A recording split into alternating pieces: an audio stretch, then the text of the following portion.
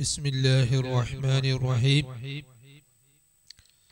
الحمد لله رب العالمين اللهم صل وسلم وبارك على سيد المرسلين وعلى آله وصحبه أجمعين أشهد أن لا إله إلا الله وأشهد أن سيدنا محمد رسول الله أما بعد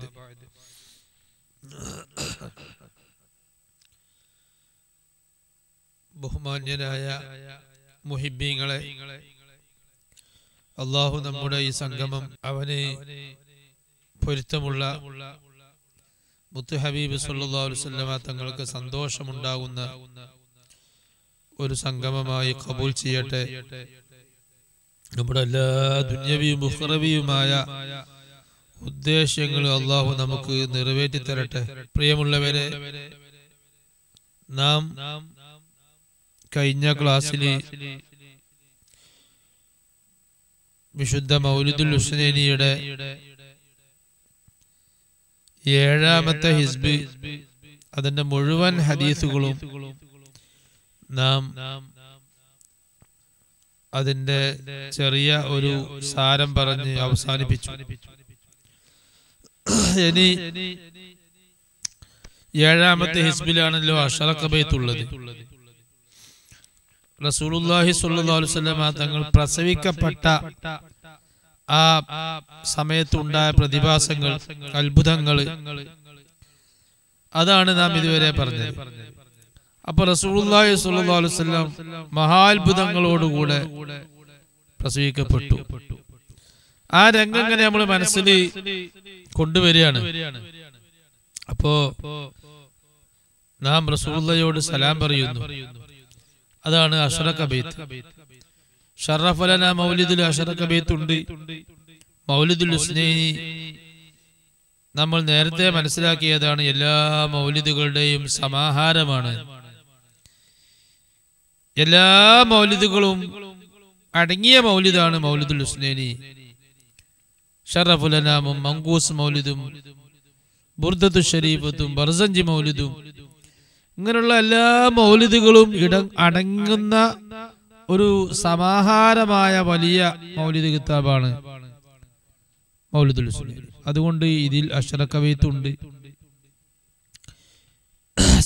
സലാബൈത്ത് കൊണ്ട് തുടങ്ങുന്ന മൗലിദുൽ ഹുസ്നൈനിയിൽ 7ാമത്തെ ഹിസ്ബ് എത്തുമ്പോൾ അശറഖ ബൈത്ത് പറഞ്ഞിട്ടുണ്ട്. അശറഖ ബൈത്ത് തുടങ്ങുമ്പോൾ അതിന്റെ തുടക്കത്തിലുള്ളത് യാ നബി സലാം അലൈക, യാ റസൂൽ സലാം അലൈക, യാ ഹബീബ് സലാം അലൈക, സ്വലവാതുല്ലാഹി അലൈക. ഇത് സലാമാണ്.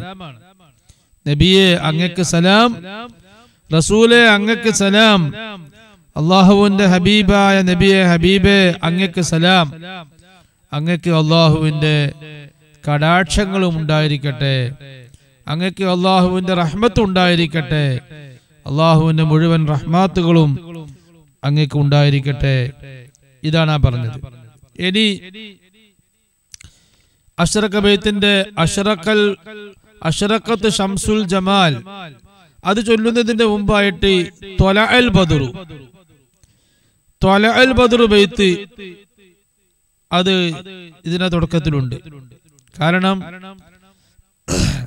നാം നേരത്തെ മനസ്സിലാക്കിയതാണ്, മുമ്പൊരു ക്ലാസ്സിൽ നാം സൂചിപ്പിച്ചതാണ്.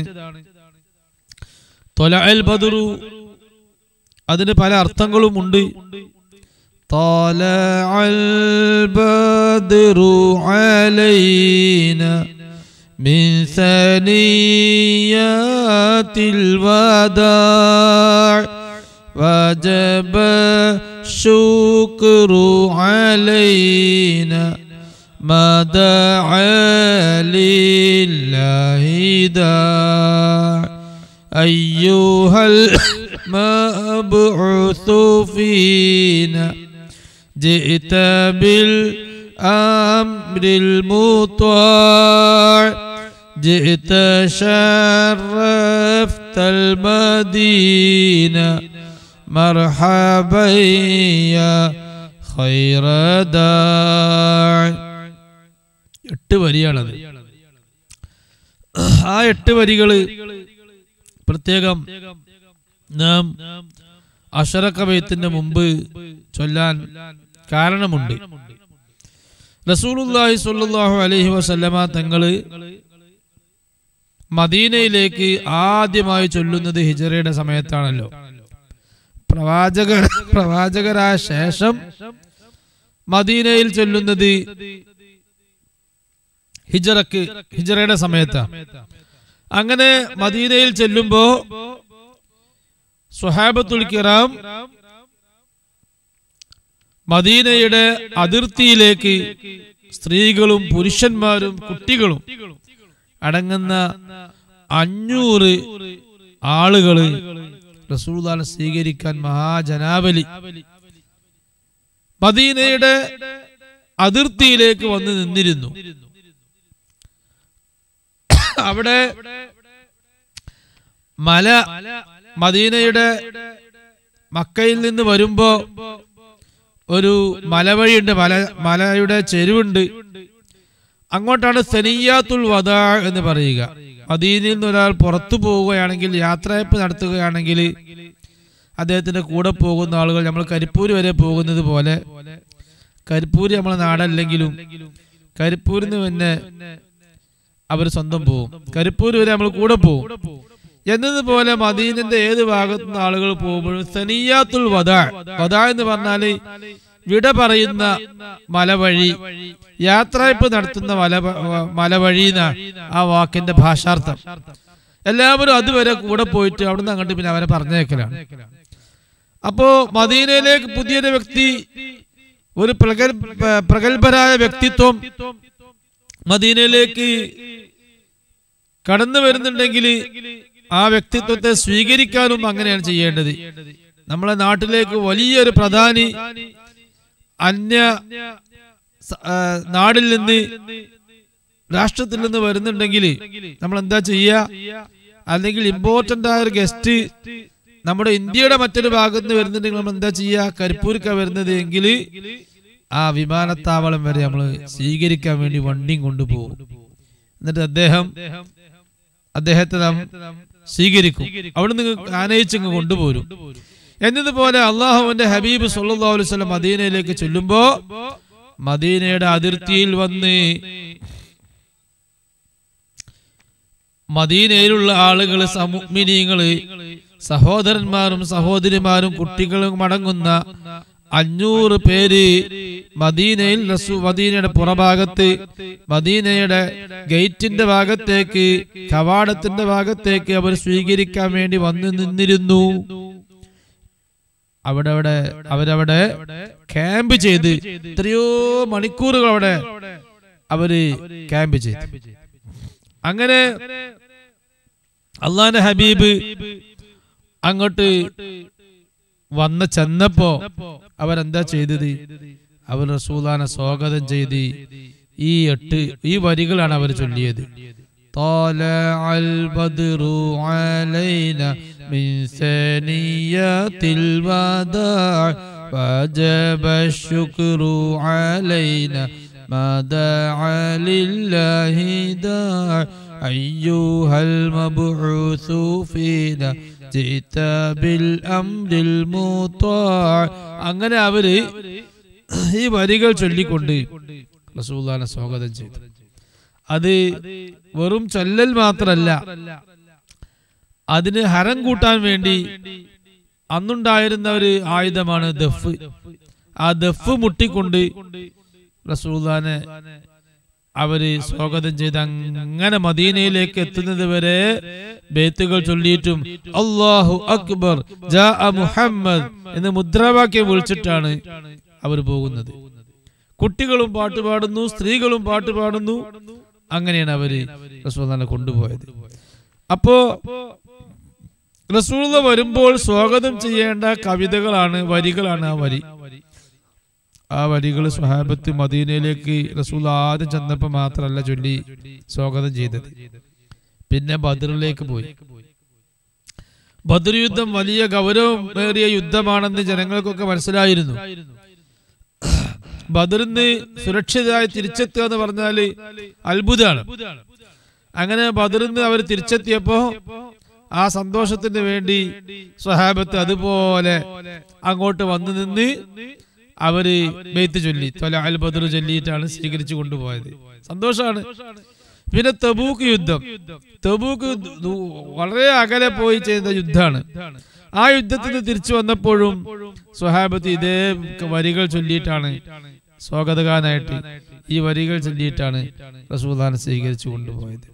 അതുകൊണ്ട് അള്ളാഹുവിന്റെ ഹബീബ് പ്രസവിക്കപ്പെട്ട രംഗം പറഞ്ഞപ്പോ റസൂലുള്ളാഹി സ്വല്ലല്ലാഹു അലൈഹി വസല്ലം ഭൂമിയിലേക്ക് ആദ്യമായിട്ട് വരുമ്പോൾ നമ്മൾ ആ സ്വാഗതം ചെയ്യുന്ന വരികളാണ്. അപ്പൊ അവിടെ സനിയാത്തുൽ വദാഇ എന്ന് പറഞ്ഞ സനിയാത്തുൽ വദാഇ അവിടെ ഉണ്ടോ? സനിയാത്തുൽ വദാഇന് 2-3 മീനിങ് ഉണ്ട്. ഒരു മീനിങ് ഞാൻ ഇപ്പൊ പറഞ്ഞത്. മറ്റേ 2 മീനിങ്ങും എവിടെയോ ഏതോ ഒരു ക്ലാസ്സിൽ നാം ചെറിയ നിലക്ക് സൂചിപ്പിച്ചിട്ടുണ്ട്. സനിയാത്തുൽ വദാഇ അതൊന്നും കൂടെ ഇവിടെ പറയാം. സനിയാത്തുൽ വദാഇന്റെ മറ്റു 2 അർത്ഥം കൂടെ. അത് സനിയാത്തുൽ വദാഇ എല്ലാവരും ഉമ്മയുടെ ഗർഭാശയത്തിൽ നിന്ന് പ്രസവിക്കപ്പെടുമ്പോ ഏത് കുട്ടിയും പ്രസവിക്കപ്പെടുന്നത് സനിയാത്തുൽ വദാഇലൂടെയാണ്. കാരണം കുട്ടിയുടെ പുറം ലോകം കാണാത്ത ഒരു ലോകത്ത് ഉമ്മയുടെ വയറ്റില് ഏത് കുട്ടികളും ഒരു 9 മാസം അല്ലെങ്കിൽ 10 മാസം അല്ലെങ്കിൽ 8, 7 ഇങ്ങനെ മാസങ്ങൾ ഉമ്മയുടെ വയറ്റില് പുറം ലോകം കാണാത്ത, സൂര്യവെളിച്ചം കാണാത്ത ആ ലോകത്ത് എല്ലാ മക്കളും ജീവനോടെ നിൽക്കുന്നുണ്ട്, വസിക്കുന്നുണ്ട്.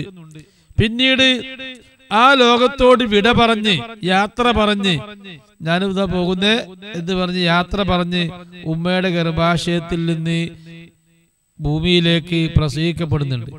ആ ഉമ്മയുടെ ഗർഭാശയത്തോട് വിട പറഞ്ഞു പോരുന്ന വഴി അതാണ് കുട്ടികളുടെ എല്ലാവരുടെയും സനിയാത്തുൽ വദാഇ. വിട പറയുന്ന സനിയാത്ത് എന്ന് പറഞ്ഞാല് മലവഴി എന്ന് അർത്ഥമുണ്ട്. ചുക്കിച്ചുളിഞ്ഞ ഭാഗം, ചുരുണ്ട് കിടക്കുന്ന ഭാഗം എന്ന് അർത്ഥമുണ്ട്.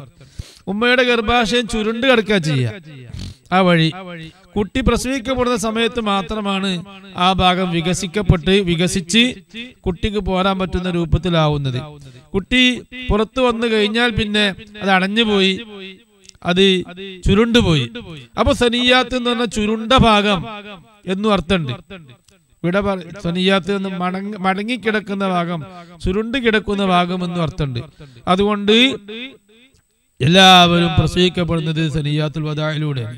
അപ്പൊ നമുക്ക് ആ രംഗം ഓർത്തുകൊണ്ട് പറയാം, അള്ളാഹുവിന്റെ ഹബീബ് പ്രസവിക്കപ്പെട്ട രംഗം ഇങ്ങനെ നമ്മള് മനസ്സിലിങ്ങനെ ഓർത്തിട്ട് അതിങ്ങനെ സങ്കല്പിച്ചിട്ട് നമുക്ക് പറയാ, ത്വലഅൽ ബദ്റു അലൈനാ, മുത്ത് ഹബീബ് സ്വല്ലല്ലാഹു അലൈഹി വസല്ലം ഭൂമിയിലേക്ക് പൂർണ്ണചന്ദ്രനായി ഉദിച്ചു വന്നു. മിൻ സനിയാത്തുൽ വദാഇ, സനിയാത്തുൽ വദാഇലൂടെ ഉമ്മയുടെ ഗർഭാശയത്തോട് വിട പറഞ്ഞ് യാത്ര പറഞ്ഞ് പുറത്തു വരുന്ന ആ സനിയാത്തുൽ വദാഇലൂടെ മുത്ത് ഹബീബ് സല്ലല്ലാഹു അലൈഹി വസല്ലം പൂർണ്ണചന്ദ്രനായി ഉദിച്ചു. അത് പൂർണ്ണചന്ദ്രനായി തന്നെ ഉദിച്ചത് നമ്മൾ മുമ്പത്തെ ഹദീസിൽ അത് പറഞ്ഞിട്ടുണ്ട്.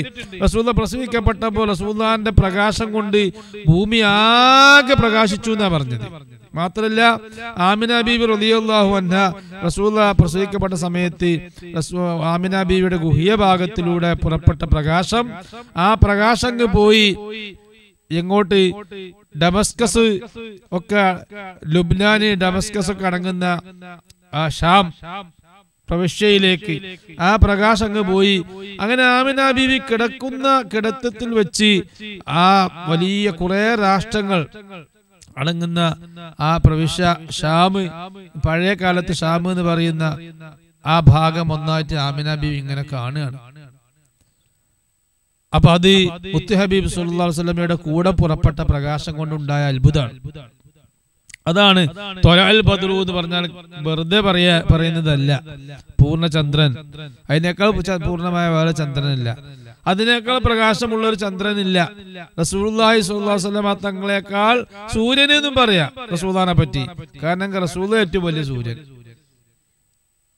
സൂര്യനേക്കാൾ, നമ്മൾ സാധാരണ കാണുന്ന സൂര്യനേക്കാൾ പ്രകാശം റസൂലുള്ളാഹിയുടെ ശരീരത്തിന്റെ എല്ലാ ഭാഗത്തിനും ഉണ്ട്. ഈ സൂര്യൻ തന്നെ പടക്കപ്പെട്ടത് റസൂലുള്ളാഹിന്റെ പ്രകാശം കൊണ്ടാണ്. പിന്നെ റസൂലുള്ളാഹി സ്വല്ലല്ലാഹു അലൈഹി വസല്ലം തങ്ങളുടെ പ്രകാശം അത്ര പ്രകടമായാൽ അത് ശല്യമാവാതിരിക്കാൻ അല്ലാഹു തആല ഭൂമിയിലൊരു മറ കൊടുത്തതാണ്. നമ്മൾ സ്വർഗത്തിലെത്തിയാൽ ശല്യം ഉണ്ടാവൂല, കാരണം നമുക്ക് പവർ ഉണ്ടാവും ആ പ്രകാശം കാണാൻ. അപ്പൊ റസൂലുള്ളാഹിന്റെ പ്രകാശം ശരിക്കും കാണാൻ കഴിയും. അല്ലാഹു തആല നമുക്ക് അതിന് തൗഫീഖ് ചെയ്യട്ടെ. വജബ ശുക്രു അലൈനാ, നബിയെ അങ്ങക്ക് നന്ദി ചെയ്യല്, അങ്ങയെ ഞങ്ങളിലേക്ക് നിയോഗിച്ച അള്ളാഹുവിന് നന്ദി പറയല് ഞങ്ങൾക്ക് നിർബന്ധമാണ്.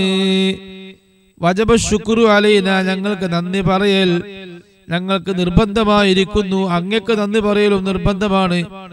അതുപോലെ അങ്ങയെ ഞങ്ങളിലേക്ക് നിയോഗിച്ച റബ്ബിനിക്ക് നന്ദി പറയലും ഞങ്ങൾക്ക് നിർബന്ധമാണ്. മാ ദഅ ലില്ലാഹി ദാഇ, അള്ളാഹുവിലേക്ക് അങ്ങയെപ്പോലാത്ത ഒരു വ്യക്തി അള്ളാഹുവിലേക്ക് ഞങ്ങളെ ക്ഷണിക്കുന്ന കാലത്തോളം, അങ്ങയെപ്പോലാത്തൊരു പ്രബോധകൻ അള്ളാഹുവിലേക്ക് ഞങ്ങളെ പ്രബോധനം ചെയ്ത് വരുവിൻ, അള്ളാഹുവിലേക്ക് വരുവിൻ, സ്വർഗത്തിലേക്ക് വരുവിൻ, ഹിദായത്തിലേക്ക് വരുവിൻ, തൗഹീദിലേക്ക് വരൂ എന്ന് വിളിക്കുന്ന ഒരു വ്യക്തി നിലകൊള്ളുന്ന കാലത്തോളം ഞങ്ങൾ അള്ളാഹുവിനിക്ക് എപ്പോഴും നന്ദി ചെയ്യാൻ, അല്ലെങ്കിൽ ഞങ്ങൾ വിളിക്കുന്ന വ്യക്തിക്ക് നന്ദി ചെയ്യാൻ ഞങ്ങൾ അവകാശപ്പെട്ടവരാണ്. അങ്ങ് തന്നെയാണ് ഏറ്റവും വലിയ ദായി, പ്രബോധകൻ, വിളിക്കുന്നവർ. അയ്യുഹൽ മബ്ഊസ് ഫീനാ, ഞങ്ങളിലേക്ക് അയക്കപ്പെട്ട നബിയെ, ഞങ്ങളിലേക്ക് നിയോഗിക്കപ്പെട്ട നബിയെ, ജിഇത ബിൽ അംരിൽ മുത്വാ, അങ്ങനെയാണ് പറയേണ്ടത് റസൂലുള്ളാഹിനോട്. നബിയെ, അങ്ങ് പറയുന്നതെല്ലാം കേൾക്കാൻ ഞങ്ങൾ സന്നദ്ധരാണ്. അങ്ങക്ക് പൂർണ്ണമായി വഴിപ്പെടാൻ, അരുത് എന്ന് പറയുന്ന കാര്യങ്ങളൊക്കെ ഞങ്ങൾ വർജിക്കാനും ചെയ്യണമെന്ന് പറയുന്ന കാര്യങ്ങളൊക്കെ ചെയ്യാനും ഞങ്ങൾ തയ്യാറാണ്. ആ ഒരു വാക്ക്, ആ ഒരു സന്തോഷവാക്ക് ഒരു പ്രബോധകന് നൽകിയാൽ, ഒരു പ്രവാചകന് നൽകിയാൽ, ആ പ്രവാചകന് 100% സപ്പോർട്ടായി, ആ പ്രവാചകന് മാനസികമായ പൂർണ്ണമായ ശക്തി ലഭിച്ചു.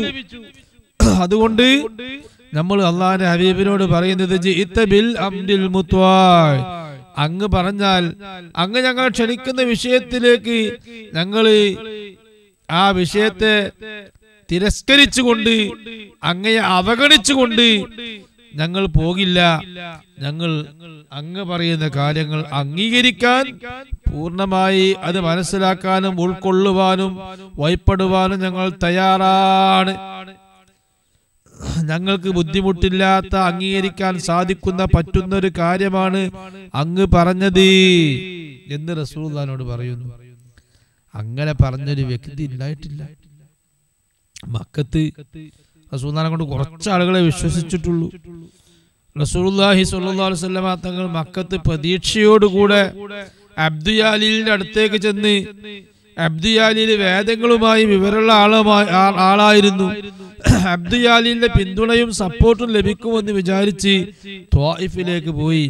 അബ്ദുയാലിനോട് വിഷയം പറഞ്ഞപ്പോ അബ്ദുയാലിൽ പൂർണ്ണമായി റസൂലുള്ളാഹിനെ അവഗണിക്കുകയും പീഡിപ്പിക്കുകയും ബുദ്ധിയില്ലാത്ത കുട്ടികളോട് പറഞ്ഞു, നിങ്ങൾ ആ മനുഷ്യനെ എറിഞ്ഞ് ഓടിക്കണം. അങ്ങനെ റസൂലുള്ളാഹി തിരിച്ചു പോന്നിട്ടും ആ കുട്ടികൾ റസൂലുള്ളാഹിനെ വിട്ടില്ല.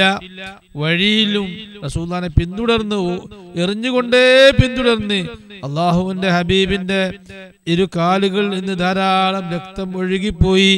ക്ഷീണിച്ചു പോയ സംഭവങ്ങൾ ഉണ്ടായിട്ടുണ്ട്. ഉഹദിൽ പല്ലുപൊട്ടിപ്പോയി, ഉഹദിൽ മുഖത്ത് മുറിവായി പോയി, മുട്ടിന് മുറിവായി പോയി, ധാരാളം രക്തം വാർന്നുപോയി. റസൂലുള്ളാഹി സ്വല്ലല്ലാഹു അലൈഹി വസല്ലം തങ്ങൾക്ക് ഉഹദിൽ എണീറ്റ് നിൽക്കാൻ പറ്റാതെയായി പോയി. അത്രയും ക്ഷീണം സംഭവിച്ച ഉഹദിൽ സ്വഹാബത്ത് റസൂലുള്ളാഹിയെ പൊക്കി എടുത്തുകൊണ്ട് ഉഹദിലുള്ള ഒരു പാറയുടെ മുകളിലേക്ക് വെച്ചു കൊടുത്തു. എന്തിന്? യുദ്ധം വീക്ഷിക്കാൻ. അത്രയും വിഷമൊക്കെ ഉണ്ടായിട്ടുണ്ട് ഉഹദിൽ. ഹുനൈനിലും അല്ലാഹുവിന്റെ റസൂലിന് വിഷമം ഉണ്ടായിട്ടുണ്ട്. ആയിഷ ബീവി ചോദിച്ചു, നബിയെ, അങ്ങക്ക് ഏത് യുദ്ധത്തിലാണ്, അങ്ങയുടെ അനുഭവത്തിൽ ഏത് അനുഭവമാണ്, ഏത് സമയത്താണ് ഏറ്റവും പ്രയാസകരമായ, അങ്ങക്ക് ഏറ്റവും പീഡനം അനുഭവിക്കേണ്ടി വരുന്ന സന്ദർഭമെന്ന് ആയിഷ ബീവി ചോദിച്ചപ്പോ അള്ളാഹിന്റെ ഹബീബ് പറഞ്ഞത്, ആയിഷ ഈ സന്ദർഭം ഒന്നുമല്ല, എനിക്ക് ഏറ്റവും വിഷമുണ്ടായ സന്ദർഭം അത് ത്വായിഫിലേക്ക് ഞാൻ പോയ സമയമാണ്. അവിടെ സംഭവിച്ചത് ഇതൊക്കെയാണ് എന്ന് റസൂൽ വിശദീകരിച്ചു കൊടുത്തു. അപ്പൊ അന്ന് റസൂലുള്ളാഹിക്ക് തീരെ സപ്പോർട്ട് കിട്ടാത്ത കാലമാണ്. വിശ്വസിച്ച മുഅ്മിനീങ്ങൾക്ക് തന്നെ റസൂലുള്ളാഹിക്ക് പൂർണ്ണമായി പിന്തുണ കൊടുക്കാൻ, പരസ്യമായി പിന്തുണ കൊടുക്കാൻ പറ്റാത്ത ഒരു കാലഘട്ടം. അങ്ങനെയാണ് മദീനയിലേക്ക് പോകുമ്പോൾ ചെന്ന മാത്രയിൽ തന്നെ വഴിയിൽ വെച്ച് തന്നെ സ്വഹാബത്ത് കൊടുക്കുന്ന സ്വാഗതം എങ്ങനെയാണ്? അങ്ങ് എന്ത് പറഞ്ഞതും കേൾക്കാൻ ഞങ്ങൾ റെഡിയാണ്, അങ്ങക്ക് വേണ്ട എല്ലാ സപ്പോർട്ടും തരാൻ ഞങ്ങൾ റെഡിയാണ്. പിന്നെന്താ പറയുന്നത്?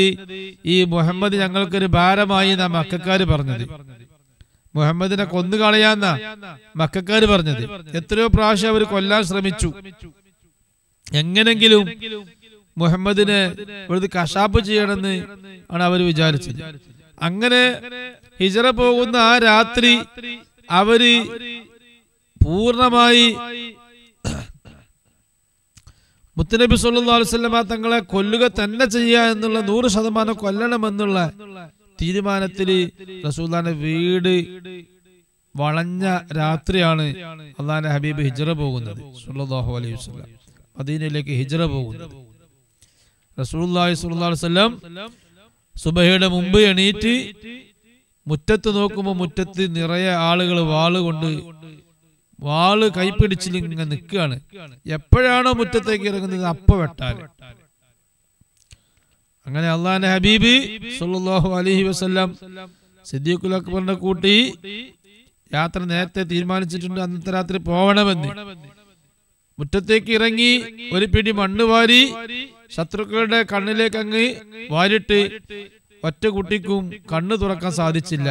ആ നിമിഷം റസൂൽ രക്ഷപ്പെട്ടു, ഹിജറ പോയി. അതല്ല സംഭവിച്ചത്. മദീനയിൽ ചെന്നപ്പോ അവരെന്താ പറഞ്ഞത്? മുഹമ്മദ് നബി ഞങ്ങൾക്ക് ഭാരമായിട്ടുണ്ട് എന്നല്ല അവർ പറഞ്ഞത്. നബിയെ അങ്ങ് മദീനയിലേക്ക് വന്നതോടുകൂടെ മദീനക്ക് വലിയ സ്ഥാനമായി പോയി, മദീനക്ക് പ്രതാപമായി പോയി, ഇസ്സത്തായി പോയി, സന്തോഷമായി പോയി, മദീനക്ക് വലിയ മഹത്വമായി പോയി. അത് ശരിയാണ്. ആ റസൂല ചെന്നപ്പോഴാണ് മദീനയിൽ നാഗരികത ഉണ്ടായത്.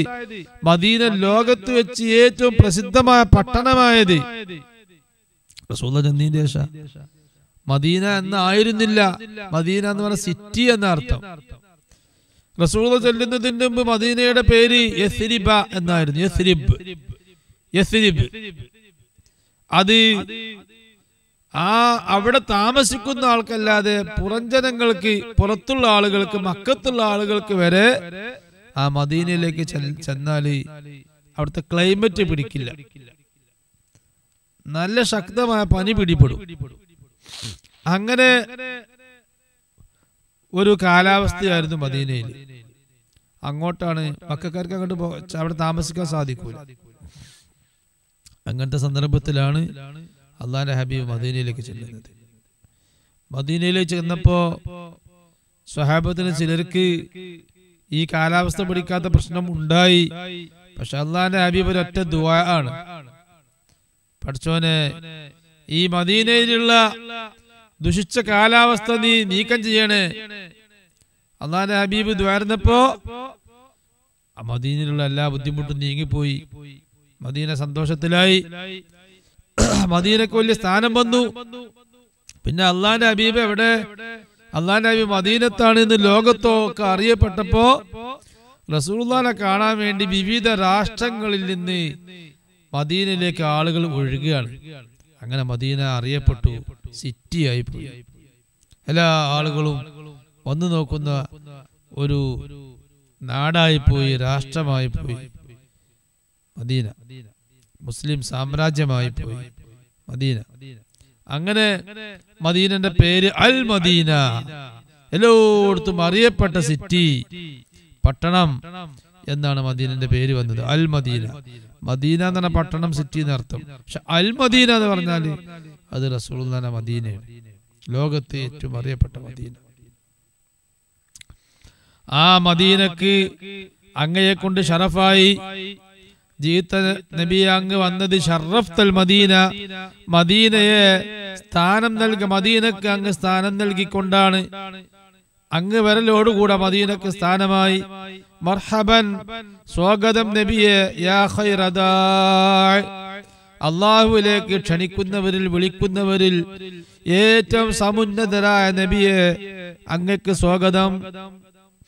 അശ്റഖത് ശംസുൽ ജമാലി വഹ്തിശാമിൻ വൽ ജലാലി ഫൻജലൽ അക്വാനു മിൻഹാ ഖുല്ലിദത് ഖൈറ സിമാലി. ഇതാണ് അശ്റഖ. അശ്റഖ എന്ന് പറഞ്ഞ വാക്കിന് എന്താ അർത്ഥം? അശ്റഖ ബൈത്ത് എന്നൊക്കെ പറയും നമ്മൾ. അശ്റഖ പൂർണ്ണമായി ഉദിക്കുക, ഉദിച്ച് പ്രകാശിക്കുക എന്നാണ് അശ്റഖ എന്നുള്ള വാക്കിന് അർത്ഥം. അശ്റഖൽ ബദ്റു, പൂർണ്ണചന്ദ്രൻ ഉദിച്ച് പ്രകാശിച്ചു. ഇവിടെ അശ്റഖത്ത് ശംസുൽ ജമാൽ എന്നാ പറയുന്നത്, സൗന്ദര്യത്തിന്റെ സൂര്യൻ. ഷംസ് എന്ന് പറഞ്ഞ സൂര്യൻ, ജമാൽ സൗന്ദര്യം. അപ്പൊ സൗന്ദര്യത്തിന്റെ സൂര്യൻ ഇതാ ഉദിച്ച് പ്രകാശിക്കുന്നു. റസൂലുള്ളാഹി പ്രസവിക്കപ്പെട്ട സന്ദർഭമാണ്. സൗന്ദര്യത്തിന്റെ സൂര്യനാണ് അല്ലാഹുവിന്റെ ഹബീബ്. സൂര്യൻ എന്ന് പറയാം, കാരണം സൂര്യനേക്കാൾ ഭംഗി റസൂലുള്ളാഹിക്ക് ഉണ്ട്. ഉള്ള ഭംഗിയെല്ലാം കാണാനുള്ള പവർ നമ്മളെ കണ്ണിനില്ലാത്തോണ്ട് അല്ലാഹു തആല ദുനിയാവില് റസൂലുള്ളാഹിന്റെ ഭംഗി കുറച്ചേ പ്രകടാക്കിയിട്ടുള്ളൂ. പ്രകടമായ ഭംഗി തന്നെ വലിയ ഭംഗിയായിരുന്നു എന്നാ സ്വഹാബത്ത് പറയുന്നത്. വലിയ ഭംഗി. റസൂലുള്ളാഹി സംസാരിക്കുമ്പോഴൊക്കെ പ്രകാശം അങ്ങനെ പുറപ്പെടുന്ന, റസൂലുള്ളാഹി ഇരിക്കുന്ന റൂമില് ചുമരുമലൊക്കെ പ്രകാശം ഉണ്ടാകുന്ന ഇത്ര ഭംഗി റസൂലുള്ളാഹിക്ക് ഉണ്ടായിരുന്നു. യൂസുഫ് നബിക്ക് അത്ര ഭംഗിയില്ല. യൂസുഫ് നബിനേക്കാൾ ഭംഗി ഉണ്ടായിരുന്നു റസൂലുള്ളാഹിക്ക്. പലപ്പോഴും നമ്മൾ സൂചിപ്പിച്ച സംഭവമാണ്, അതുകൊണ്ട് ഇപ്പൊ വിശദീകരിക്കണില്ല. ഭംഗിയുടെ സൗന്ദര്യത്തിന്റെ സൂര്യനായ സയ്യിദുനാ മുഹമ്മദ് റസൂലുള്ളാഹി ഇതാ ഉദിച്ച് പ്രകാശിക്കുന്നു. വഹ്തിശാബിൻ,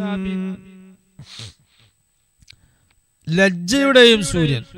മര്യാദ, അദബ്, മര്യാദ ഉള്ളാക്കുണ്ടാകുന്ന ഒരു സവിശേഷതയാണ് വൃത്തിഹീനമായ കാര്യങ്ങൾ ചെയ്യാനും നികൃഷ്ടമായ വാക്കുകൾ പറയാനൊക്കെ ഒരു മടി, പറയാൻ സാധിക്കാതിരിക്കുക, ലജ്ജ. അതിനാ ലജ്ജ എന്ന് പറയാം. നല്ല കാര്യം ചെയ്യാനുള്ള മടിക്കല്ല. മോശപ്പെട്ട വാക്കുകളും പ്രവൃത്തികളും ചിന്തകളും അത് വരുന്നത്, സംഭവിക്കുന്നത്, അത് ഉണ്ടാവാൻ, അത് സങ്കല്പിക്കാൻ കഴിയാത്തൊരവസ്ഥ. അതിനാണ് ഇഹ്തിശാം എന്ന് പറയുന്നത്. മര്യാദ, മര്യാദയുടെയും ലജ്ജയുടെയും സൂര്യൻ, ആ സ്വഭാവമുള്ള മുത്തുനബി എന്നർത്ഥം. വൽ ജലാൽ, അതുപോലെ ഗാംഭീര്യവുമുള്ള സയ്യിദുനാ റസൂലുള്ളാഹി സ്വല്ലല്ലാഹു അലൈഹി വസല്ലം. ഗാംഭീര്യതയുടെ സൂര്യൻ നബി സല്ലല്ലാഹു അലൈഹി വസല്ലം തങ്ങളാകുന്ന സൂര്യന് ഭംഗി മാത്രമല്ല, ഭംഗി മാത്രമാവുമ്പോ ആ ഭംഗിയിൽ ആകൃഷ്ടരായി മറ്റുള്ള ആളുകൾ തൊട്ട് കളിക്കുന്ന ഒരു അവസ്ഥ വരും. അത് ഒരു ബുദ്ധിമുട്ടാണ്, അത് ബഹുമാനക്കേടാണ്, അത് ലജ്ജാകരമാണ്. യൂസുഫ് നബി അലൈഹി ഇസ്ലാമിനിക്ക് ഭംഗി അല്ലാഹു തആല കൊടുത്തു. പക്ഷെ ആ ഭംഗി ജനങ്ങൾ കണ്ട് ആകർഷ്ടരാകുന്നൊരവസ്ഥ ഉണ്ടായിപ്പോയി. അതുകൊണ്ട് യൂസുഫ് നബി അലൈഹി ഇസ്ലാമിനിക്ക് വലിയ വിഷമമുണ്ടായി. എന്തൊരു വിഷമാണ്! യൂസുഫ് നബി അലൈഹി ഇസ്ലാം താമസിച്ചിരുന്ന വീട്ടിലെ സ്ത്രീയാണ് സലീഹ. ആ സലീഹ യൂസുഫ് നബി അലൈഹി ഇസ്ലാമിനെ പിടിച്ചു വലിച്ച്, ഇങ്ങനെയുള്ള അവസ്ഥ ഒക്കെ ഉണ്ടായത് എല്ലാവർക്കും അറിയാം. അങ്ങനെ അത് എത്രത്തോളം വിഷമാണ്, ലജ്ജാകരമാണ്. അങ്ങനെ യൂസുഫ് നബി അലൈഹി ഇസ്ലാം വർഷങ്ങൾ ജയിലിൽ അടക്കപ്പെട്ടു. ഇങ്ങനൊക്കെ ഉണ്ടായിട്ടുണ്ട്. യൂസുഫ് നബി അലൈഹി ഇസ്ലാമിനിക്ക് അങ്ങനെ ഒരു ഗതി വന്നത് എന്തുകൊണ്ടാ? അല്ലാഹു തആല സൗന്ദര്യം കൊടുത്ത അതേ അളവില് അല്ലാഹു ഗാംഭീര്യം കൊടുത്തില്ല. ഗാംഭീര്യവും സൗന്ദര്യം പാടെ ഉണ്ടായാൽ സൗന്ദര്യം കൊണ്ട് മറ്റുള്ളവര് മനസ്സിൽ ചെറുതായി ആകർഷിക്കേ ഉള്ളൂ. പുറത്തേക്ക് പ്രകടമാകുന്ന രൂപത്തിലുള്ള ആകർഷണങ്ങൾ ഉണ്ടാകില്ല. അതാണ് സയ്യിദുനാ റസൂലുള്ളാഹി സ്വല്ലല്ലാഹു അലൈഹി വസല്ലമ തങ്ങളെ കണ്ടിട്ട് ആരും കൈമുറിക്കാതിരുന്നത്, ആരും അള്ളാഹുവിന്റെ ഹബീബില് മോശമായ രൂപത്തിൽ അള്ളാഹുവിന്റെ ഹബീബിനോട് പെരുമാറാതിരുന്നത്. റസൂലുള്ളാഹി സ്വല്ലല്ലാഹു അലൈഹി വസല്ലമ തങ്ങൾക്ക് വലിയ ഗാംഭീര്യം ഉണ്ടായിരുന്നു.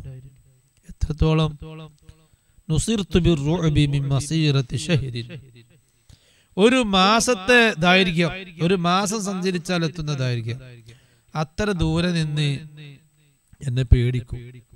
ആ രൂപത്തിൽ ഉള്ള പേടി കൊണ്ട് എന്നെ സഹായിക്കപ്പെട്ടു എന്ന് സയ്യിദുനാ റസൂലുള്ളാഹി സ്വല്ലല്ലാഹു അലൈഹി വസല്ലം തങ്ങൾ പറഞ്ഞിട്ടുണ്ട്. എന്നിട്ട് എന്തേ അബൂജഹലിനും തന്നെ പേടില്ല? അബൂജഹല് ചിലരെ അല്ലാഹു തആല ശഖിയാക്കി മാറ്റും, പിന്നെ പരാജിതനാക്കി മാറ്റും. അബൂജഹല് റസൂലുള്ളാഹിൽ വിശ്വസിച്ചില്ല. പക്ഷേ ചില സന്ദർഭത്തിൽ അബൂജഹലിനും പേടിയുണ്ടായിട്ടുണ്ട്. ഒരിക്കൽ ഒരു സാധുവായ മനുഷ്യൻ വന്നിട്ട് റസൂലുള്ളാഹിനോട് കംപ്ലൈന്റ് പറഞ്ഞു. എന്ത് അങ്ങനെയാണല്ലോ, പള്ളിയിൽ ഉസ്താദ് സാധു ആയിരിക്കും, പക്ഷെ സാധു ഉസ്താദാണെങ്കിലും മുഅ്മിനീകൾ കംപ്ലൈന്റ് പറയാം പള്ളിയിൽ ഉസ്താദിനോട്, ഉസ്താദെ ഇന്ന ആൾക്ക് കാശ് തരാണ്ട് അയാൾ തരുന്നില്ല. സാധു ഉസ്താദ നല്ല ഉസ്താദാണെങ്കിൽ ആ ഉസ്താദ് ഒന്ന് കൈമലർത്തി ചോദിച്ചാൽ ചിലപ്പോൾ അള്ളാഹ് ഉത്തരം കൊടുക്കും.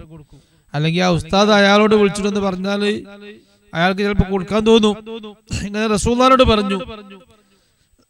റസൂലുള്ളാഹിനെ ആരെ കേസാ പറയണേ? റസൂലുള്ളാഹിനെ കണ്ടാ കൊല്ലണം എന്ന് പറയണേ അബൂജഹലിന്റെ കേസാ പറയുന്നത്.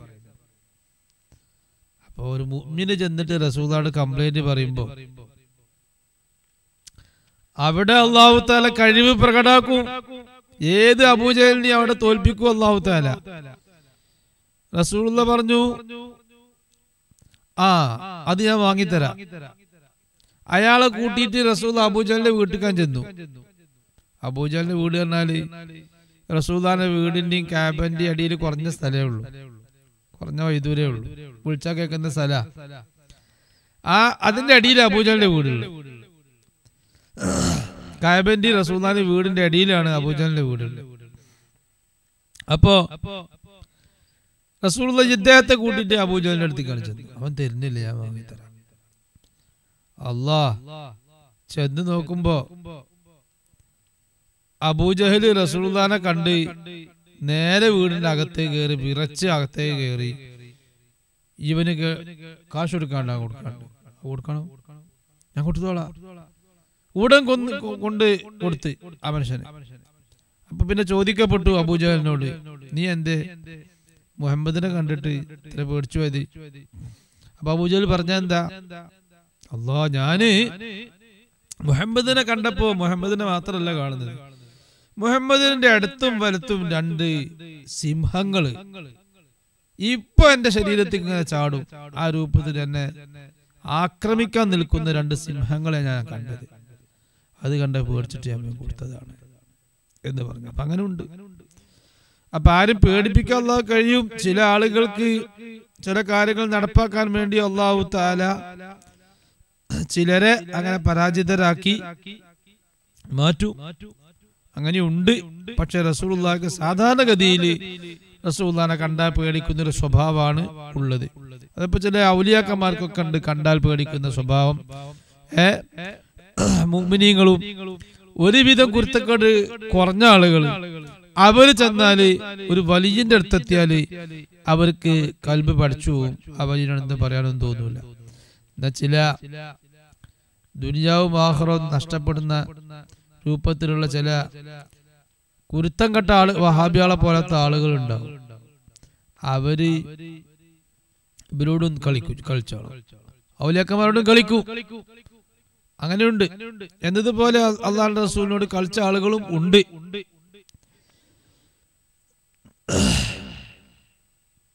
വൽ ജലാൽ ഗാംഭീര്യത്തിന്റെയും സൂര്യനാണ് അള്ളാന്റെ ഹബീബ്. അങ്ങനത്തെ സൂര്യനായ അള്ളാന്റെ ഹബീബിത ഉദിച്ച് പ്രകാശിക്കുന്നു. ഫൻജലൽ അക്വാനു മിൻഹാ, അള്ളാഹുവിന്റെ ഹബീബായ സൂര്യനിലൂടെയാണ് ലോകം മൊത്തം പ്രകടമായത്. ഫൻജലൽ അക്വാനു മിൻഹാ, ഫൻജലൽ അക്വാൻ, ഈ ലോകങ്ങൾ പ്രപഞ്ചങ്ങൾ മുഴുവനും പ്രകടമായി. മിൻഹാ, അള്ളാന്റെ ഹബീബാകുന്ന സൂര്യനിലൂടെ. ഈ സൂര്യന്റെ ഒരു ഉദിപ്പാണ് ഈ പറഞ്ഞത്. ഈ സൂര്യൻ അള്ളാന്റെ ഹബീബാകുന്ന സൂര്യനാണ് ആദ്യം അള്ളാഹ് പഠിച്ചത്. അതൊരു ഉദിപ്പാണ്. ആദ്യം ഈ പ്രപഞ്ചം തുടങ്ങിയത് അള്ളാന്റെ ഹബീബിലൂടെയാണ്. നമ്മൾ വിശദമായി മുൻ ക്ലാസ്സുകളിൽ പറഞ്ഞതാണല്ലോ.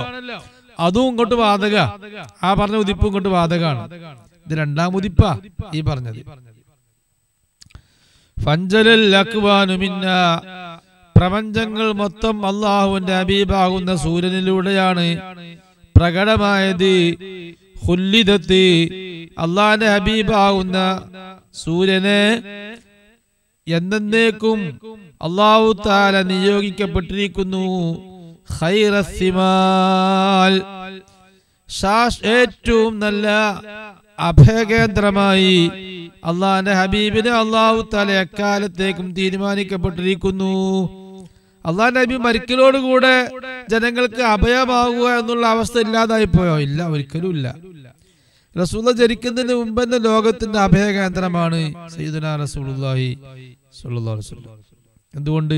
ആലമുൽ അർവാഹിൽ ആദ്യം റസൂലുള്ളാഹിനെ പഠിച്ചിട്ട് അന്ന് പറഞ്ഞതാ, അമാ അർസൽനാക ഇല്ലാ റഹ്മത്തൽ ലിൽ ആലമീൻ, എല്ലാവർക്കുള്ള അഭയകേന്ദ്രമായി, എല്ലാവർക്കും നൽകേണ്ടതെല്ലാം നൽകാനുള്ള സെന്ററായി അങ്ങയെ നിയോഗിച്ചിരിക്കുന്നു എന്ന് പല ക്ലാസ്സുകളിൽ നമ്മളത് വിശദീകരിച്ചിട്ടുണ്ട്.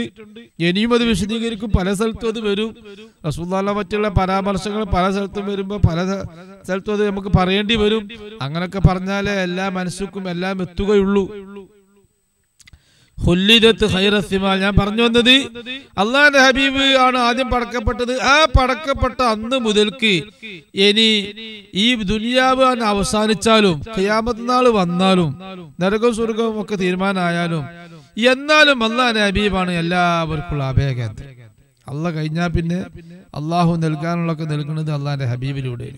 അതുകൊണ്ട് അള്ളാന്റെ ഹബീബ് ഖുല്ലിദത്ത്, എക്കാലത്തേക്കും ശാശ്വതമായി തീരുമാനിക്കപ്പെട്ട ആളാണ്. ഖൈറസ്സിമാൽ, ഉത്തമ അഭയകേന്ദ്രമായി തീരുമാനിക്കപ്പെട്ട ശാശ്വതമായ അഭയകേന്ദ്രമാണ് റസൂലുള്ളാഹി. പിന്നെന്താ റസൂലുള്ളാഹിയോട് നമുക്ക് ചോദിച്ചൂടെ?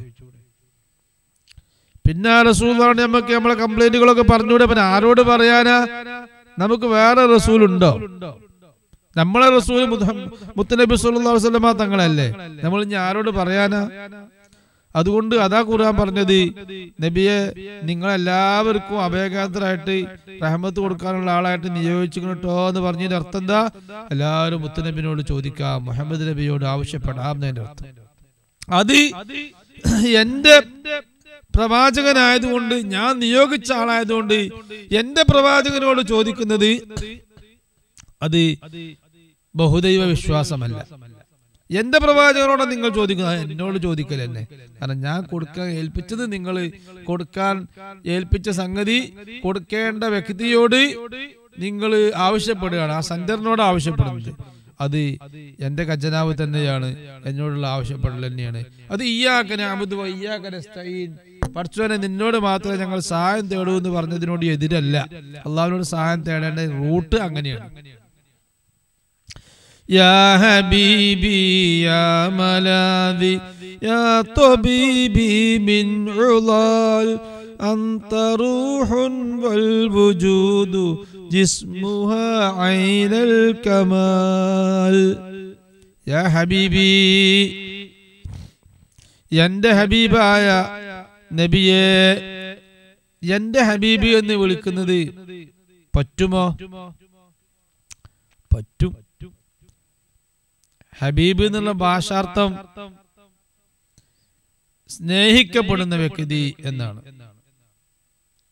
ഇഷ്ടപ്പെടുന്ന വ്യക്തി എന്നാണ്. റസൂലുള്ളാഹിയോട് അല്പെങ്കിലും ഇഷ്ടമില്ലാത്തവന് മുഅ്മിൻ അല്ല. അള്ളാന്റെ ഹബീബ് റസൂലാന്ന് വിശ്വസിച്ചാല് ആ റസൂലാന്ന് വിശ്വസിക്കുന്നതിന്റെ ഭാഗമാണ് ആ അള്ളാന്റെ ഹബീബിനോട് അല്പെങ്കിലും മഹബത്തിന്റെ ആൾ. തീരെ മഹബത്തില്ലാത്തവന് മുഅ്മിൻ തന്നെയല്ല. അപ്പൊ അതുകൊണ്ട് നമ്മളൊക്കെ സുന്നികളാണ്. മൗലിദുൽ ഹുസ്നൈനി ഓതുന്ന ആളുകൾ എമ്പാടും അള്ളാന്റെ ഹബീബിനോട് മഹബത്തുള്ളോല. മഹബത്തില്ലെങ്കിൽ ഈ ക്ലാസ് കേൾക്കാൻ കഴിയൂല. ഈ ക്ലാസ് കേൾക്കാൻ തുനിയുന്ന ആളുകളൊക്കെ അള്ളാന്റെ ഹബീബിനോട് മഹബത്തുള്ളവരാ. അവർക്ക് മഹബത്തുണ്ട് എന്നുള്ളതിലേക്ക് ഒരു സാക്ഷി, ഒരു തെളിവ് ഈ മൗലിദുൽ ഹുസ്നൈനി ചൊല്ലലും മൗലിദുൽ ഹുസ്നൈന്റെ ക്ലാസ്സിൽ പങ്കെടുക്കലും അത് കേൾക്കാൻ സമയം കാണലും ആണ്. അതുകൊണ്ട് നമുക്കൊക്കെ അള്ളാന്റെ ഹബീബിനോട് മഹബത്തുണ്ട്, സ്നേഹമുണ്ട്. അതുകൊണ്ട് നമുക്ക് വിളിക്കാം യാ ഹബീബി, എന്റെ ഹബീബെ എന്ന് വിളിക്കാം. പക്ഷേ സ്വാലിഹീങ്ങളുടെ ഇസ്തുലാഹി സാങ്കേതിക ഭാഷ അനുസരിച്ച് ഹബീബി എന്ന് വിളിക്കുമ്പോ അത് എന്റെ ഹബീബെ എന്ന് വിളിക്കുന്നത് അല്ല നല്ലത്, അള്ളാഹുവിന്റെ ഹബീബെ എന്ന് വിളിക്കുക നല്ലത്. യാ ഹബീബ് അല്ലാഹ്, അള്ളാഹുവിന്റെ ഹബീബെ എന്ന് വിളിക്കുകയാണ് നല്ലത്. കാരണം നമ്മൾ റസൂലാനെ മഹബത്ത് വെക്കല് റസൂലാക്ക് അത്ര വലിയ ഷറഫൊന്നുമല്ല. മറിച്ച് അള്ളാഹുവിന്റെ ഹബീബ്, അള്ളാഹുവിന്റെ അടുക്കല് അള്ളാഹ്ക്ക് ഏറ്റവും ഇഷ്ടപ്പെട്ട ആളാണ് റസൂലുള്ളാഹ് എന്ന് പറയുന്നത്, അത് റസൂലുള്ളാഹ്ക്ക് വലിയ ഷറഫാണ്, വലിയ സ്ഥാനാണ്. അതുകൊണ്ട് യാ ഹബീബ് അല്ലാഹ്, ഇലാ ഹബീബിന എന്നല്ല പറയേണ്ടത്, ഇലാ ഹദറത്തി ഹബീബിന എന്നല്ല, ഇലാ ഹദറത്തി ഹബീബില്ലാഹ്, ഇലാ ഹദറത്തി ഹബീബിക്കൽ അഅ്ലം, അങ്ങനെയാ വേണ്ടത്. അപ്പൊ അള്ളാന്റെ ഹബീബ് ഇത് തെറ്റല്ല താനും. യാ ഹബീബി എന്ന് വിളിക്കുന്നത് തെറ്റല്ല. ഷറഫ ബൈത്തില് ഷറഫുലന മൗലിദിലുണ്ട് യാ ഹബീബി, തെറ്റല്ല. എല്ലാവർക്കും ഔലിയാക്കന്മാർക്ക് എന്തോ ഇസ്തിലാഹ് ഉണ്ടെങ്കിൽ ആ ഇസ്തിലാഹ് ഇപ്പൊ ഔലിയാക്കന്മാരല്ലാത്ത നമുക്ക് പാലിച്ചോളുന്നില്ല. അവർക്ക് ഇസ്തിലാഹ് ഉണ്ട്, അവരുടെ സാങ്കേതിക ഭാഷ അവർ പറഞ്ഞോട്ടെ. നമുക്ക് നമ്മളെ ഭാഷാർത്ഥത്തിലുള്ളത് നമ്മൾ പ്രയോഗിക്കുന്നത്. യാ ഹബീബി നമ്മൾ പ്രയോഗിക്കുന്നത് ഭാഷാർത്ഥത്തിലാണ്. ഔലിയാക്കന്മാർ പറയുന്നുണ്ട് അവരെ സാങ്കേതിക ഭാഷയിൽ പറഞ്ഞോട്ടെ. അതുകൊണ്ട് മൗലിദുൽ ഹുസ്നൈനിയിൽ യാ ഹബീബി എന്നുള്ള പ്രയോഗം അഷ്റഖ ബൈത്തിലേക്ക് കാണും. അവിടെ യാ ഹബീബി എന്ന് പറഞ്ഞാലേ കവിത ശരിയാവും. യാ ഹബീബു എന്ന് പറഞ്ഞാല് കവിത ഭംഗിയാവൂല. അതുകൊണ്ട് കവിതക്കുള്ള സൗന്ദര്യത്തിന് വേണ്ടി കവിതയുടെ നിയമം അനുസരിച്ച് അവിടെ യാ ഹബീബി എന്ന് പറയണം. അതുകൊണ്ടാണ് അവിടെ അങ്ങനെ പറഞ്ഞു പോയത്. വേറുള്ള സ്ഥലങ്ങളിലൊക്കെ യാ ഹബീബു എന്നാ ഉണ്ടാകുക, അല്ലെങ്കിൽ യാ ഹബീബ് അല്ലാഹ് എന്നാ ഉണ്ടാകുക കവിതകളിൽ. ഈ കവിതയിൽ ഇങ്ങനെ വേണ്ടി യാ ഹബീബി യാ മലാദി, എന്റെ അഭയകേന്ദ്രമായ നബിയെ, യാ ത്വബീബി, എന്റെ ഡോക്ടറായ നബിയെ. റസൂലുള്ളാഹി ഏറ്റവും വലിയ ഡോക്ടർ, സയ്യിദുൽ ലത്തീബ് ആണ് അള്ളാന്റെ ഹബീബ്. ഡോക്ടർമാരുടെ നേതാവാണ് അള്ളാന്റെ ഹബീബ്. നമ്മുടെ ശാരീരികമായ അസുഖം മാത്രമല്ല, മാനസികമായ രോഗങ്ങളും ആത്മീയമായ രോഗങ്ങളും എല്ലാ രോഗങ്ങളും അതിന്റെ മരുന്ന് അറിയുന്നവരാണ് സയ്യിദുനാ റസൂലുള്ളാഹി സ്വല്ലല്ലാഹു അലൈഹി വസല്ലമ തങ്ങള്. യാ ത്വബീബി, എന്റെ ഡോക്ടറായ നബിയെ, മിൻ ഉളാൽ, മിൻ ഉളാലി എന്നും വായിക്കാം, മിൻ ഉളാൽ എന്നും പറയാം. മിൻ ഉളാലി, എന്റെ മാരകമായ അസുഖങ്ങള്, മരുന്നില്ലാത്ത രോഗം, അതാണ് ഉളാലി. സാധാരണഗതിയിൽ ഡോക്ടർമാരെല്ലാം കൈയൊഴിഞ്ഞ രോഗം, മരുന്നില്ല എന്ന് പറഞ്ഞ് ഒഴിവാക്കിയ രോഗം, ആ രോഗത്തിനും ഡോക്ടറായ നബിയെ. ഏതാണ് ആ രോഗം? അങ്ങനെ എന്തോ രോഗമൊക്കെ ഉണ്ടാവാ. ശാരീരിക രോഗമുള്ളവർക്ക് അതിന്റെ, മാനസിക രോഗമുള്ളവരുണ്ടാവാ. ഡോക്ടർമാർ കൈയൊഴിഞ്ഞ രോഗികള് ഇവിടെ ഉദ്ദേശിച്ചത് ആത്മീയമായ രോഗമാണ്, കൽബിനിക്കുള്ള രോഗങ്ങള്. ആത്മീയമായ ഉന്നമനമില്ലാതിരിക്കുക, നിർജീവമായ ഹൃദയമായിരിക്കുക, ഭക്തി ഇല്ലാതായി പോവുക, നന്മ ചെയ്യാന് തോന്നുന്നില്ല. നിസ്കരിക്കുകയാണെങ്കിൽ പെട്ടെന്ന് ആ നിസ്കാരം തീർക്കാൻ തോന്നുക, അങ്ങ് ഒപ്പിക്കുകയാണ്. സമയം അവസാനിക്കുന്ന നേരത്ത് അങ്ങ് ഒപ്പിക്കുക, നിസ്കരിക്കാൻ വലിയ മടി. അതുപോലെ ഖുർആൻ ഓതാനും മടി, ദിക്റ് ചൊല്ലാനും മടി. ദിക്റ് ചൊല്ലാനും മൗലിദ് ഓതാനും സ്വലാത്ത് ചൊല്ലാനും ഒന്നും വലിയ ആവേശമല്ല. തെറ്റുകൾ ചെയ്യാൻ ആവേശമുണ്ട് താനും. ഇതാണ് വലിയ പരാജയം. ഇതാണ് മരുന്നില്ലാത്ത അസുഖം എന്ന് പറയുന്നത്. ഈ അസുഖത്തിനിക്ക് മരുന്ന് തരാൻ അള്ളാന്റെ ഹബീബിനെ കഴിയൂ. അവിടെ ചികിത്സിക്കാൻ അതിന്റെ ചികിത്സ അറിയുന്ന ആളാണ് അള്ളാന്റെ ഹബീബ് സല്ലല്ലാഹു അലൈഹി വസല്ലം. അതാ പറയുന്നത്, യാ തബീബി മിൻ ഉളാൽ. ആരുടെ അടുത്തേക്ക് ചെന്നാലും മരുന്ന് തരാൻ സാധിക്കാത്ത അസുഖം, ആ അസുഖത്തിനും മരുന്ന് തരാൻ നബി അങ്ങക്ക് സാധിക്കുമല്ലോ. അന്ത റൂഹുൻ, നബിയെ അങ്ങ് ആത്മാവാണ്. വൽ വുജൂദു, ഈ പ്രപഞ്ചം ജിസ്മുഹ, ആ ആത്മാവിന്റെ ബോഡിയുമാണ്. അത് വെറുതെ പറഞ്ഞതല്ല, ഈ പ്രപഞ്ചം മൊത്തം. അതാണ് ഹഖീഖത്ത് മുഹമ്മദിയത്തിന്റെ പൂർണ്ണ സങ്കല്പം. ഈ പ്രപഞ്ച ആകാശ, ഭൂമി, സൂര്യ, നക്ഷത്ര, ഗാലക്സി, ചന്ദ്രാദികൾ, അതുപോലെ ഇതിന്റെയൊക്കെ മുകളിലുള്ള മറ്റു ലോകങ്ങളും, ഇതെല്ലാം ഇതൊരു ബോഡിയാണ്. അതിന്റെ റൂഹ് എവിടെ? അതിന്റെ റൂഹാണ് ഹഖീഖത്ത് മുഹമ്മദിയത്ത്. റൂഹില്ലെങ്കിൽ ബോഡി കൊണ്ട് കാര്യമില്ല. ബോഡി നിർജീവമായി പോവും, ബോഡി അനങ്ങാൻ പറ്റാത്തതായി പോവും. എന്നതുപോലെയാണ് നൂറ് മുഹമ്മദിയുമായി ഈ പ്രപഞ്ചത്തിലുള്ള എല്ലാ വസ്തുക്കൾക്കും കണക്ഷൻ ഉണ്ട്. ആ കണക്ഷൻ നഷ്ടപ്പെട്ടാൽ പ്രപഞ്ചത്തിലുള്ള സർവ്വ സാധനങ്ങളും നശിച്ചു പോകുന്നതാണ്. പ്രപഞ്ചത്തിലുള്ള വസ്തുക്കളെ കൊണ്ട് ഉപകാരമില്ലാതെയായി പോവും. ഈ പ്രപഞ്ചം തന്നെ അസ്തമിച്ചു പോവും, പ്രപഞ്ചം അപ്രത്യക്ഷമായി പോവും. അതുകൊണ്ട് ഒരു മനുഷ്യനിക്കുള്ള ശരീരവും ആ മനുഷ്യന്റെ ആത്മാവും അത് രണ്ടുമുള്ള ബന്ധമാണ് ഹഖീഖത്ത് മുഹമ്മദിയത്തും നാം എല്ലാം അടങ്ങുന്ന ഈ പ്രപഞ്ചവും തമ്മിലുള്ള ബന്ധം. അള്ളാഹുവിന്റെ ഹബീബാകുന്ന നൂറ് മുഹമ്മദി, ആ നൂറ് മുഹമ്മദി നമുക്ക് അനിവാര്യമാണ്. മുസ്ലിമിനും അമുസ്ലിമിനും ഈ ഭൂമിയിലുള്ള മരങ്ങൾക്കും പാറകൾക്കും സർവ വസ്തുവിനും അത് ആവശ്യമാണ്.